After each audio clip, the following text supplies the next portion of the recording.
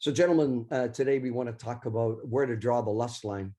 And, when is noticing a pretty lady cross the line into something unhealthy? And guys have asked me this for years. When is temptation a sin? And we're going to look at that today in some level of clarity and thoroughness. I've never spoke this clear about it, though I've talked about it and answered that question for years before. This is my fullest explanation for some time. The key scripture for understanding lust and when we likely will cross the line from okay to not okay is that passage in Matthew chapter 5, verse 28. And these are Jesus' words. And you notice there I got 6 different translations so that we don't misunderstand what the scripture is saying here. So I'm just going to read those and you can follow along. This is the key scripture for understanding lust. And so we read this. But I tell you that anyone who looks at a woman lustfully has already committed adultery with her in his heart. NIV. However, I say to you, if you look with lust in your eyes at a woman who is not your wife, you've already committed adultery in your heart. The Passion Translation. RSV says, but I say to you that everyone who looks at a woman lustfully has already committed adultery in the heart. NLT, but I say anyone who looks at a woman with lust has already committed adultery with her in his heart. New American Standard, but I say that everyone who looks at a woman with lust for her has already committed adultery with her in his heart. And the Amplified says this, but I say to you that everyone who so as much as looks at a woman with lust for her has already committed adultery with her in his heart.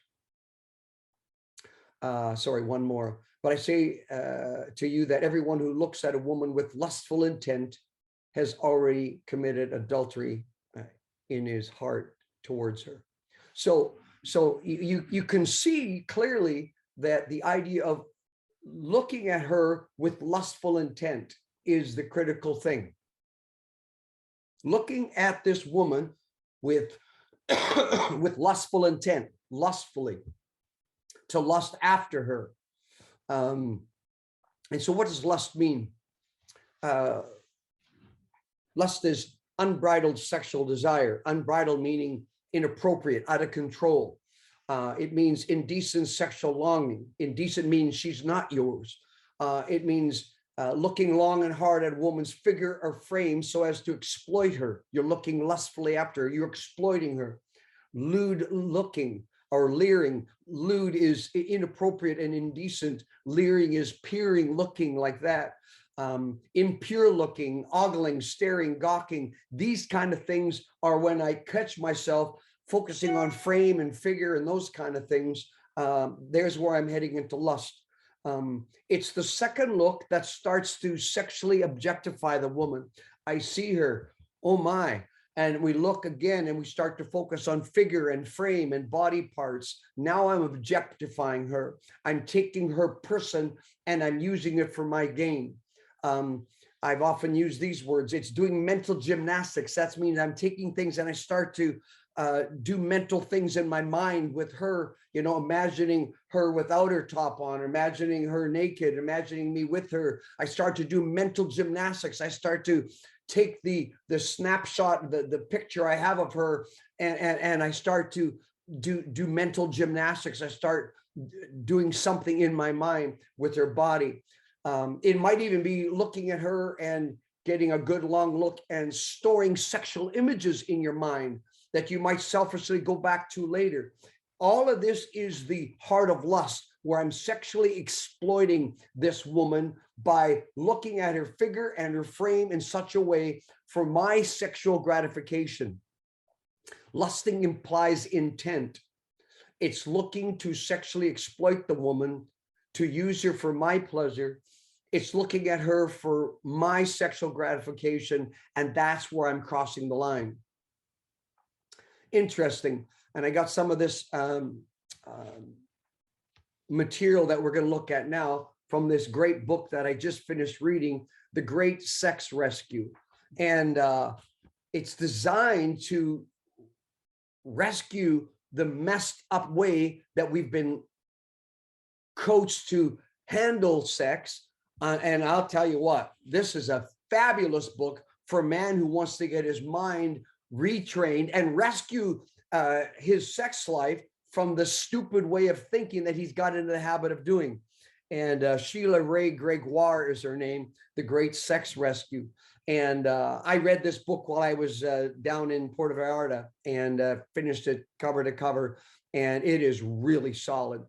But by contrast, lusting is not these things. Seeing a person is not lusting. Noticing a person is not lusting. Actually being attracted, whoa, she's nice, that's not lusting. Being visually stimulated, that means our eyes notice and are attracted. Well, the crazy thing is, most guys who've had a history of addiction, they're in a mall and their eyes notice skin color. So if there's a person over there in shorts and sleeves, their eye actually, they've been programmed to look for skin color. And so their mind is actually goes there because in their span of view, their frame of reference, their mind says, oh, there's skin color over there. Oh, yeah, okay. And so what happens, it's been so long that the mind has been trained to opportunize women, to steal from them by using them in a sexual way, but just being visually drawn to it, that's not lusting. To see, to notice, to look, even to be attracted is not lusting. Some of you going, oh, good, finally. Yeah, but there's the problem. I'm going to say again, it is lust when you look with a specific purpose to sexually exploit her, to imagine more, to treat her as an object, a thing to stare at, to fantasize about, to use her or any parts of her body sexually in your mind for your pleasure. There's the lust. Now let's ask this question. When does temptation become sin in the area of lust? When does temptation become sin? And let's just walk through what happens. This is really a detailed step-by-step what happens in your head and heart. A visual cue, that just means I see some lady. A visual cue enters your brain. I see something that's attractive to me. I see her. Now, that's just in the screen of life. Like right now, my hand is in front of my eyes. That's in the screen. This is in my screen of life. My mug, Sheila's book is right here. That's in the screen. The actual computer that's in front of me, that's in my screen. It's in my visual portrait of life. And so she enters into that screen and she's a visual cue and it goes to my brain. There's a woman, just like you'd say, there's a guy that's steroid monkey. He's a there's a guy, boy, he's skinny, there's a, oh, look at that little kid with that dog. That's really cute. You're seeing all that stuff. That's in your screen, a visual cue. Well, we don't stop there. A thought flash results from that cue. Okay. So it could be, oh, there's a kid with a dog, isn't that cute or whatever. That guy's a steroid monkey. Okay. But the thought flash of this woman, you go, wow, she's pretty, or she's built, or whew, she's not dressed very much, or whatever. You have this thought flash that's from the visual cue. You see it, you make your first thought flash about what you just saw there, right? Now the thought flash is thirdly focused on. You assess where your thinking's going. You assess what's going on. Okay. For instance, the guy that's you could tell he's likely done steroids. You're going, oh man, I wonder what's going to happen when he's 55, 60, likely die of a heart attack, right? So there's where your thoughts going. The kid and the dog, I think, oh man, we used to raise golden retrievers. I bet that dog's about 10 months old. There's where your thought went. So those were completely harmless, right? So the thought flash about the woman, oh, she's pretty. Now you start to focus on what's going on in me. And you start to fourthly weigh okay, what's my intent here? You weigh it. Is this going in a good way or a bad way? Yeah, she's a pretty lady. Yeah, that's likely her husband. And I'm here with my wife. I want to honor God. I made a choice. I'm moving on. Versus, whoa, I think I'll just go check that store over there. And you're walking over closer to where she is because you're going to get a longer look. You see, when you know that there's intent where you're drawn towards her, where you start to create a greater opportunity, the thought flash is weighed, good or bad. And when you start to make steps in that direction, it is here where the temptation becomes sinful. When I choose, I sin. Because you see, the thought flash is either released. Look, she's a pretty lady. Okay, well, I'm going to release that versus I'm going to embrace that. I'm going to seek more of that. Now, I can choose to release it and to go on with new, clean thoughts unrelated to her and just continue my day. Or I can begin thought flash fixation, where I had the thought flash, she's a pretty lady, or she's attractive, or she's built, or whatever. And instead of, and when I assess what's going on in my head and I sense, gee, I think I could go a dangerous way here. Now you make a choice. I'm not going to go there. That's why we often talk about the second long look kills you, because once you take a second long look, you're now choosing to embrace, not release. So this chart, although I've embellished it, this chart actually comes out of Sheila's book here. And so when you're facing a real life temptation, here's how it goes. A woman crosses your path. That's life, guys. It's just going to keep happening. You notice her figure. I mean, you noticed, that guy over there, he was bald. You notice that kid with the dog. You notice lots of things. Just because you notice her figure doesn't mean it's the end of the world. Now you find her attractive for whatever reasons unique to you. And now you're tempted to go someplace. You're tempted. You haven't lusted yet, but you're tempted to lust after her. Now, the blue arrows that go to the right towards the green, a woman crosses your path. You can release it, think nothing more of her, and go about your day. A woman crosses your path and you notice her, but you release it. You think nothing more of her and go about your day. A woman crosses your path, you notice her and you find her attractive, but you release it and think nothing more of it and go about your day. A woman crosses your path, you notice her, you find her attractive, you're tempted to lust after her, but you release it and you think nothing more of her and you go about your day. There's been no sin. The temptation has been released. You haven't embraced it. Or a woman crosses your path and you instantly go to the black box with the red arrows. You lust, giving in to objectify her, using her for your sexual gratification. A woman crosses your path, you notice her figure and you lust, giving into her to objectify her, using her for your sexual gratification. A woman crosses your path, you notice her figure and you find her attractive, and yeah, you lust, giving in to objectify her, using her for sexual gratification. And yeah, a woman crosses your path, you notice her, you find her attractive, you're tempted to lust after her, and so you lust, giving in to objectify her, using her for sexual gratification. In all those cases, even if you just notice her, you can go to the black box and you've already made a choice, because I am going to use her for my gratification. I am going to objectify her. I am going to treat her in an unhealthy way. I want to develop this more, but for right now, do you objectify her or do you sanctify her? Objectify her, use her for my gratification. Sanctify her, I'm going to treat her as a younger woman who's a sister with absolute purity. We'll come back to that. That's 1 Timothy 5, verse 2. Treat younger women as sisters. You can see where the line comes here when you start to objectify her versus sanctify her. Here's the problem. The next page talks about the addict's twisted mind thinks this way. This is great. I can still look. I don't have to look away. I can get a good sexual gander, even be sexually attracted to her, as long as I don't start going places with her. Now that's a man who's still in the fog, right? That's a man who's trying to justify. Listen, you're in a mall. I mean, I was just in Puerto Vallarta on the beaches with my wife, and obviously lots of bodies, and 90% of them weren't worth looking at, if you know what I'm saying. And so, but can I go on with my day?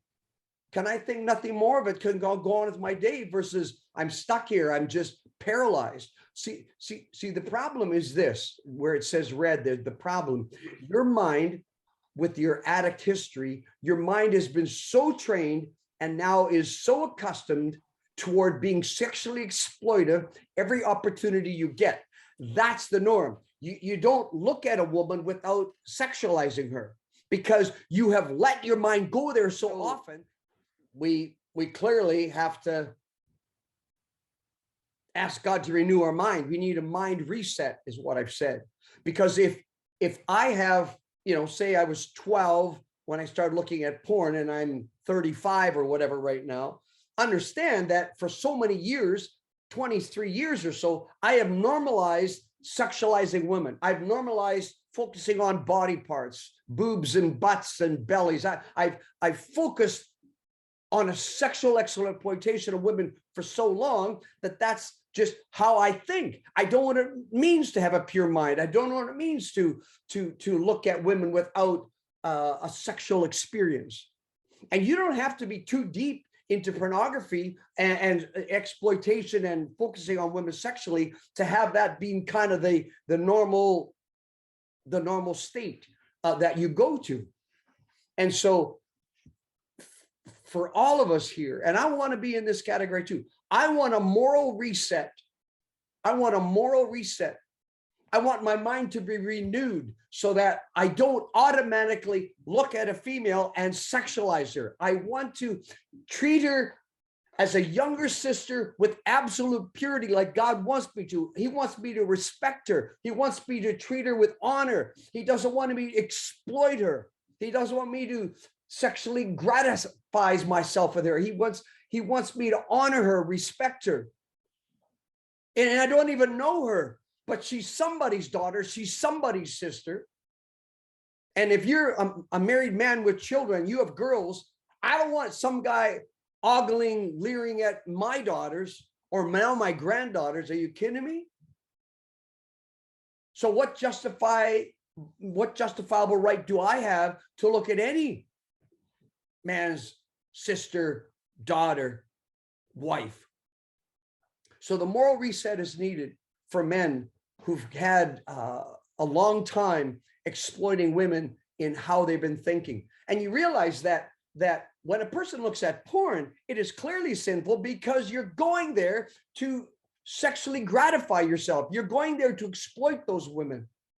So we're talking about real people where you run into in the mall, you run into at a restaurant, and you've got to move in the direction of, I will not objectify her.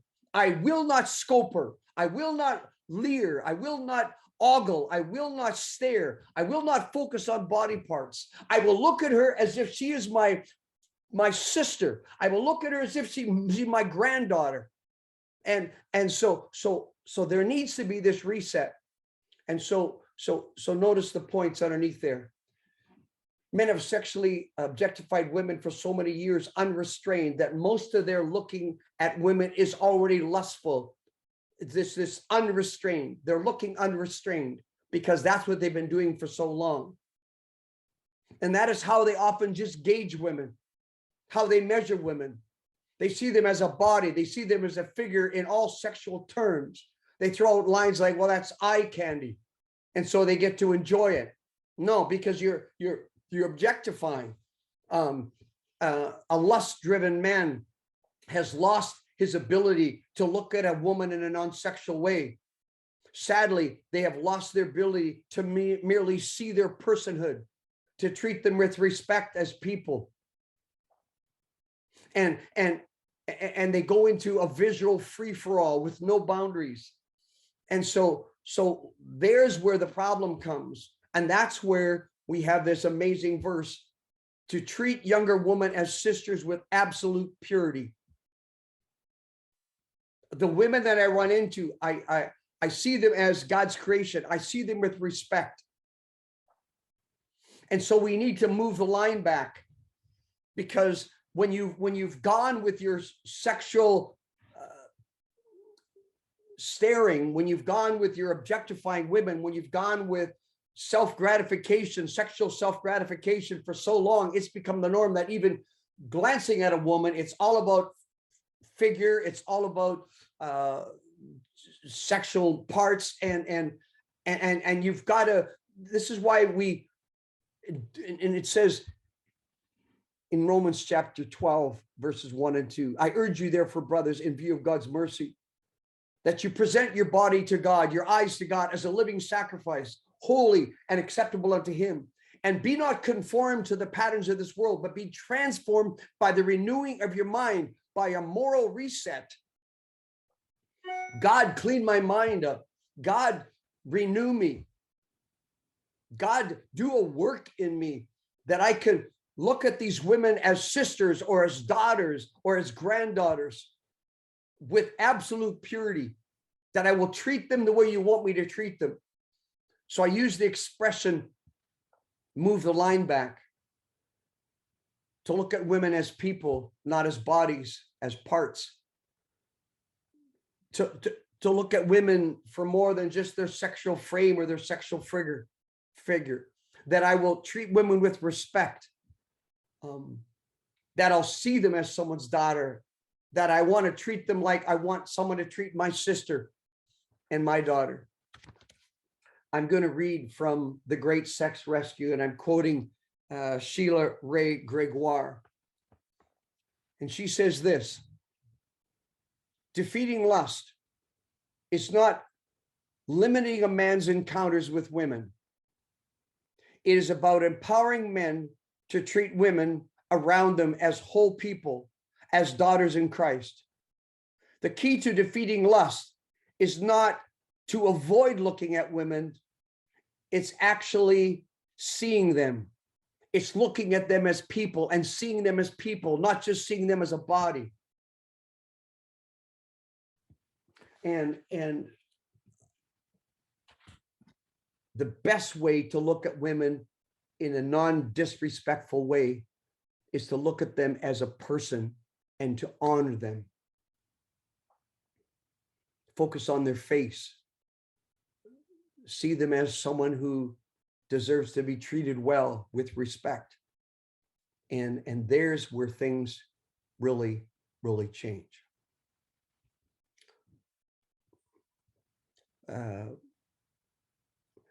If your mind hasn't been morally reset because of years of just looking at women in a sexually gratifying way, we use things like bounce the eyes. We use things like no second long looks, because the truth is, you need to look away when you know that your only recourse is to sexualize that person.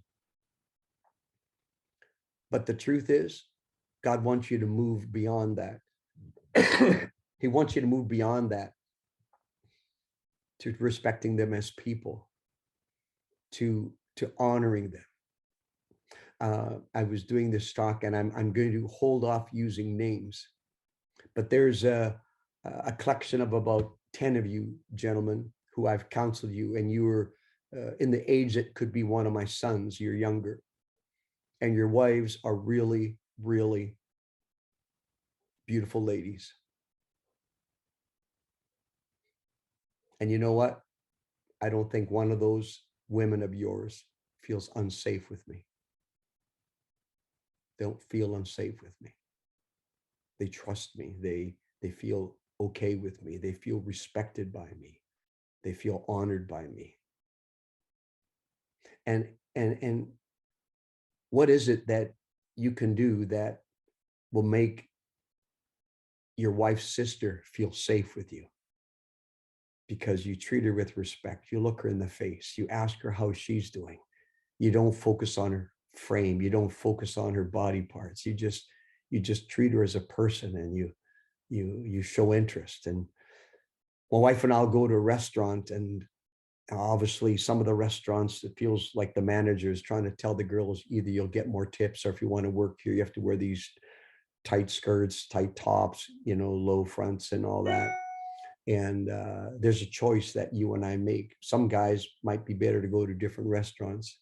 But as my wife and I are out together, that little girl walking up to help us, who's obviously dressed to display, it's still my opportunity to treat her with respect, to look at her face, to ask her how she's doing, so that she feels honored, and that this is a nice couple. They're such a nice couple here. He was so friendly, but no looking at her when she walks away, no opportunizing when she leans over to hand us our plates, and I look at the cleavage. Not a chance. Not a chance. I want God to be sitting at my table and saying, Currie, well done, just caring for that person as a younger woman, as a sister with absolute purity. Dave, that's what I want for you to do all the time. And I say, Jesus, that's what I want to do. That's what I want to do. I don't want to live dishonoring these women that he's created. These are daughters of Christ. These are my sisters in the Lord, or these are potential people that I could help come to know Jesus. And could you imagine if Jesus has me on a journey to try to be one more step for them to come to know the Lord, and what they get from me is a dirty old man feeling? Jesus, help us to draw the line, to make choices that honor you. We know clearly now, Lord, what lust is. We know clearly that it's looking after her for my sexual gratification. That is wrong. It's not noticing her, but it's what we do right then that goes from being a temptation to a sin. May God help us, guys. And I apologize for my system shutting down in the middle, but we'll see how that goes.